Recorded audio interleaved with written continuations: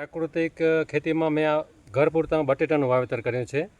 આનામાં પ્રાકૃતિક રીતે જીવામૃત, છાણિયું ખાતર અને ઘન જીવામૃતનો એ જ ઉપયોગ કર્યો છે, જેથી કરીને આ ઘર માટે જ અત્યારે ટ્રાયલ માટે બટેટા કર્યા છે.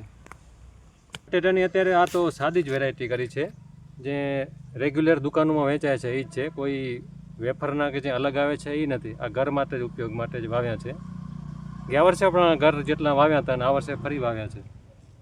પ્રાકૃતિક રીતે બટેટા જે વાવે છે ને એ બટેટા થાય છે એ એક તો ઓલા જે રાસાયણિક બટેટા કરે છે એમને એ બગડે જલ્દી છે ને આ બગડતા નથી. અને ખાવામાં મીઠાશ, પછી શાકભાજીમાં પાકવામાં ઝડપ કરે છે.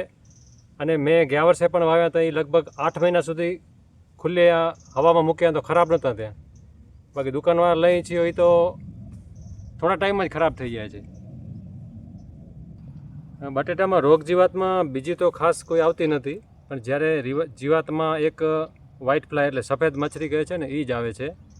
એમના માટે એડવાન્સ છાસામૃત છે કે ખાટી છાશ છે કે એમને સ્પ્રે કરી નાખીએ એટલે કંટ્રોલ થઈ જાય છે.